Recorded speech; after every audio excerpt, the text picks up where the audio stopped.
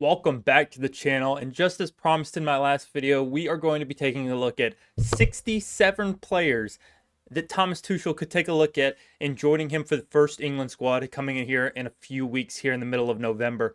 Let's go ahead, let's get right into it though. We've got a lot to talk about, a lot of players to talk about that could have opportunities here with the England squad. We've got 17 players that are no's, 25 that are going to get opportunities, and 25 more that are going to be on the plane. 11 of those, of course, going to be the starters who we talk about in this video. As you can see here, we have a bunch of players right here that we're going to be talking about, as well as our tier list. We've got our starting category, our on the plane category, our opportunities. Players that are going to get opportunities that may have not gotten previously under Gareth Southgate, and then we've got players that just have no chance of making the England squad under Thomas Tuchel.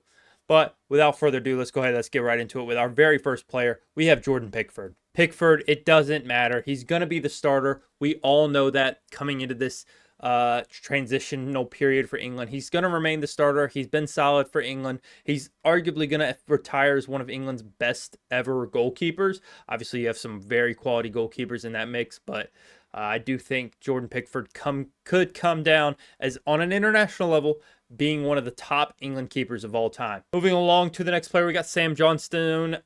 He's got no chance. I'm sorry. He just doesn't really have an opportunity here.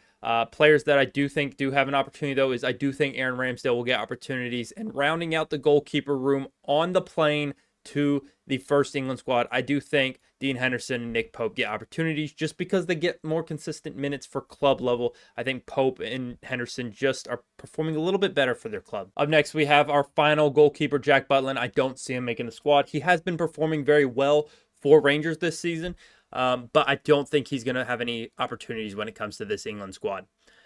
Moving along to our right backs, though, we have our starting right back in Trent Alexander-Arnold. He is the best right back for England. No doubt about that whatsoever. However, the next player has struggled to get into the England squad after a few few disagreements with the coaching staff. It has been Ben White. He might get a call from Tuchel. They may talk, and he may come play for the England squad. We'll just have to wait and see. I'm going to give him opportunities. I don't think he's no chance. I don't think he's fully ruined his England career. I think that a manager who wants to use him will use him. But at this moment, I just think that he's going to get opportunities. I don't see him guarantee a spot on the plane. Trippier, I do think, has a spot on the plane just because he's been experienced. He can play on the right. He can play on the left, whatever you need him for England. I do think that he gets plenty of minutes for England over the next coming season, over the next coming years, until he retires from international football. I do think Tuchel will find a place for him. Reece James, I just have under no chance right now. I don't think that he stays healthy enough. I don't think he's going to play enough minutes for club level to warrant international. I know he just got healthy once again, but I don't see him getting opportunities. I also don't see Aaron Wan-Bissaka, new West Ham right back. I don't see him getting those opportunities either. Kyle Walker, I do think gets on the plane. I'm not sure how much longer he has getting on that plane, but I do think he will play. And of course, rounding out the right back position, a player that can also play in the midfield, Rico Lewis, I do think will get opportunities for England. I think he already has had a few opportunities. I think he will get more opportunities under Thomas Tuchel as well. Whether that's in the midfield, whether that's as a right back, we'll just have to wait and see. A player that it feels like just gets so disrespected by the England manager, Gareth Southgate, previous England manager, is Fikayo Tomori. I think that he deserves opportunities, and I think that will see a player like Harry Maguire not get any more chances. But, of course, we have to keep our starting center back partnership of John Stones and Mark Guéhi. It just makes sense for England to keep this going. And obviously, I think that this is a very solid partnership at the back for England. You have a player like Mark Guéhi next to a player like John Stones. Both of them very good with the ball at their feet, but also very good defensively and very composed in the back line. Joe Gomez, I do think, will get opportunities. I don't know if he will get it because he doesn't really get the minutes he needs for his club level. But I do think he gets chances, but I think Fikayo Tomori gets those chances first because he's playing more consistently. Jared Braithwaite, I actually think, could be on the plane as a backup center back along with Ezri Konsa. Levi Colwell can play left back. He can play center back. But I think he will get opportunities, but just not yet. Just not at this moment.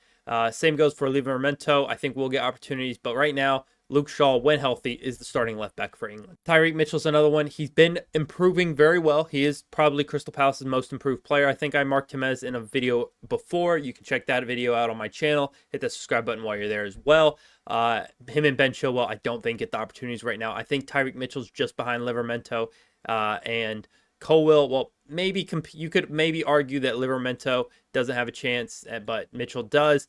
Really, these two you could pick either way. I'll actually go and switch. I think Mitchell gets a little more game time, so I'm going to go with him over Livramento. And then Leif Davis, I do think actually will get opportunities coming forward. I think that he's a very solid left back for the future of England. It's very difficult because England haven't had great left backs, but now they look like they're having a lot come through the system. It's just what kind of left back do you want? Do you want an attacking wing back like a Leif Davis when you have a Trent on the other side, or do you want someone a little more solid defensively like a Levi Colwill, or a player like an Ezri Konsa can play on the left-hand side as well, or Jaron Braithwaite, or Mark Gahey has even played, I think, on the left-hand side for his club as well. James Justin, I'm not sure we'll get the minutes. I think he's a little past that age range where he'll be able to get minutes ahead of Luke Shaw, but also you've got younger players behind him that are about that skill level, and you'd rather go with the younger talent. Declan Rice, nailed on starter for England. Adam Wharton does get on the plane, though, as his backup. Jordan Henderson, I think his England career is over, and the player starting next to Rice has got to be Kobbie Mainoo. I just don't think that anyone else can really go there at that point. Calvin Phillips will not have any opportunities, I believe, for England moving forward. Conor Gallagher, I do think, will be on the plane. I think that he's a very solid option. He can play in that 8 role, and he can even play a little bit more defensively if you need him to. But I do think Kobbie Mainoo, Declan Rice, and Adam Wharton mark your 6s, and then Mainoo will start as an 8, Wharton can play as an 8, and Gallagher can play as an 8, but also Loftus-Cheek can play as an 8. I think he deserves to be on the plane as well. Also to note, both Gallagher and Loftus-Cheek have played under Tuchel at Chelsea. Opportunities for them coming into the England squad, having played under Tuchel as a manager before. It'll be interesting to see what that looks like. For Curtis Jones, I do not think that he will start on the plane, but I could see him getting opportunities depending on how many minutes he gets for Liverpool. Hasn't gotten many minutes this season. We'll just have to wait and see. I think the player that gets minutes ahead of him, opportunities ahead of him, will be Dewsbury Hall if he gets the game time he needs. And a player that's arguably a little bit controversial to be on the plane, it is Mason Mount. I think Mason Mount works his way back into the England squad, getting minutes for Manchester United, being able to play as an 8, as a 10, and of course being familiar with Thomas Tuchel's system once again. Elliot Anderson, I don't think right now he has an opportunity, but I do think maybe in the future he does once he moves on from Nottingham Forest. Obviously just left Newcastle to Forest, performing at Forest. Could we see him move to a bigger club and get more opportunities that way? We'll just have to wait and see. Joe Willock, I don't see getting many opportunities for the England squad here in the future. I think he's a solid player, but I don't think that he will get many England cap opportunities.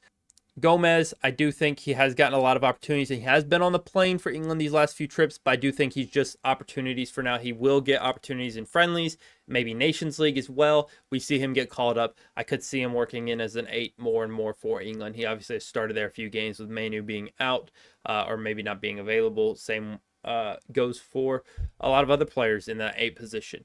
I do think he is the most ahead of everyone else in these 8s. I think if I were to rank it, it would be probably like this right now. But obviously, I think Anderson could easily overtake into this position.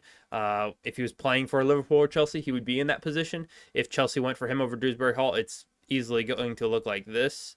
But at the moment, I think Anderson's just on the back end of that. Up next, we're moving into more of our 10 position. I think Maddison will get opportunities, but I don't see him being a starter off the bat for England. I think that he will need to prove himself a little bit better on club level. I think he's been playing well for Spurs, but I don't think he's as good as some of these other players that we're going to be talking about. For example, our starting at the 10 is going to be Jude Bellingham. He has to start. He has to start there at the 10. Who else are you going to? Well, maybe this guy. Maybe Cole Palmer. Maybe you drop Mainoo and start Palmer. It's really up to how Tuchel wants to play. I could see him play with a lone 6 of Rice and 2 8s in a like an 8 of Bellingham, a little more advanced 8, and then a Cole Palmer. Actually, that's what I'm going to go with. Palmer and Bellingham both start for this team. Bellingham more as a midfielder, and then or a CM, and then a cam from Cole Palmer. a player that's going to get opportunities but may not start for the England squad.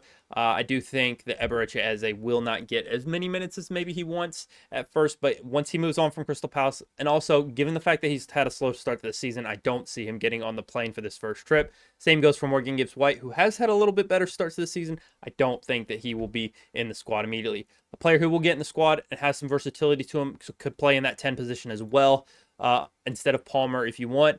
Phil Foden, I just don't think he's done enough in an England shirt to justify that. He can also be the backup to this guy.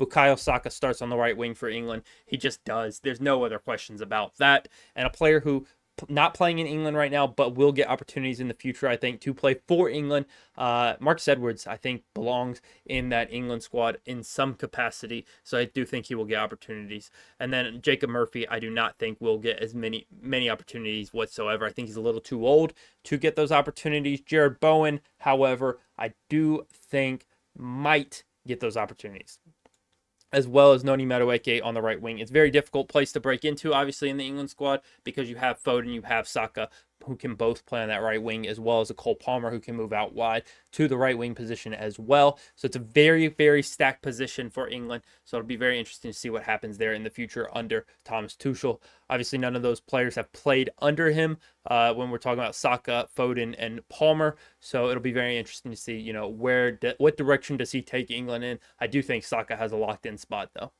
Now moving along to the left wing side, a player that I just don't know if he'll get very many opportunities, but I am going to pick him in that opportunity spot. I do think Jadon Sancho still has a career opportunity in England's squad. I do think he still will get chances. I think it's a fresh slate for him, new manager. I think he's at a new club. I think it's a perfect time for Jadon Sancho to work his way back into the England squad. Player I think is past it now is Marcus Rashford, though. I don't know if he'll get many chances whatsoever. Callum Hudson-Odoi has been playing well, but I don't think he'll be the first pick on the plane. I do think he may get opportunities in the future in friendlies and things like that. He may even get brought in for training purposes just to see what he has. Now we've got Dwight McNeil. I do think he's playing much, much better these last few weeks for Everton, and he's even been good last season, but I don't think there's a chance he gets in the England squad ahead of a lot of the talent that's there already, such as, you know, young players like Morgan Rogers, who I think will get opportunities in, as well as a player like Jamie Beno-Gittins, and then, of course, the starter at left wing, I do think should be Jack Grealish. I think he brings enough to that left wing side. He is a natural left winger. We've seen, you know, England struggle on that left-hand side with a player like Foden there, but then you've got players as well who I think deserve opportunities to prove themselves. And, you know, some of those players are like, you know, Harvey Barnes. And then players we've already mentioned. We've got 5 left wingers that really are talented. And I think one that deserves to be on the plane is Anthony Gordon as well. He can even play up front if you need, but he's not starting up front, of course, in front of Harry Kane. So there's your starting 11. Let me count 5, 6, 7, 8, 9, 10, 11. Yep, 11 starters there for England. And then, of course, we've got our bench so far. And I think another player that deserves to be on the plane will be Ollie Watkins. And then you've got a player like Ivan Toney, who I think is throwing away his international career. I think he won't get many more, if any, opportunities for England. And then Dominic Solanke, I think, will be on the plane. Callum Wilson, Tammy Abraham, and Danny Welbeck, I all don't think will be on the plane or really give him many opportunities. There's probably 1 or 2 young strikers that may get opportunities. I think Eddie Nketiah could get a chance. And then we've got a few very young honorable mentions for the future of England. Amari Hutchinson will get opportunities. Tommy Doyle of Wolves will get opportunities. Archie Gray, currently at Spurs, will get opportunities. Lewis Hall at left back will get opportunities ahead of a player like Leif Davis, more than likely. James Trafford in goal is a very, very hot prospect coming through the system. And then, of course, Lewis Miley in midfield as well, I think could get opportunities in that English midfield. We could see him as an 8 or maybe even a little more defensive. We'll just have to wait and see. But anyways, that is all from me. This is my lineup. This is my first trip for England. Let me know what you think in the comment section down below. Do you agree, disagree? Do you think some players should be left at home? Do you think some more players should be brought in? Obviously, it's a little more defensive and midfield heavy team. There's only a handful of attackers in that team. You only have 1 right winger and 1 left winger on the bench. Do you maybe bring in 1 more player that's a little more all-rounded? Maybe a Harvey Barnes who can play on the right and the left, or maybe you bring in a Madueke who can play on the left or right. Someone like that that's a little more able to do more, play on both sides for England in some of these friendly matches and really see what they can do as well. But let me know in the comment section down below if you agree or disagree, and I'll see you in the next video. We've got Liverpool versus Arsenal this weekend. So much to talk about for that game, given what's happened this past weekend with Arsenal as well as Liverpool. So I'll see you in that one, and I'll see you soon. Peace.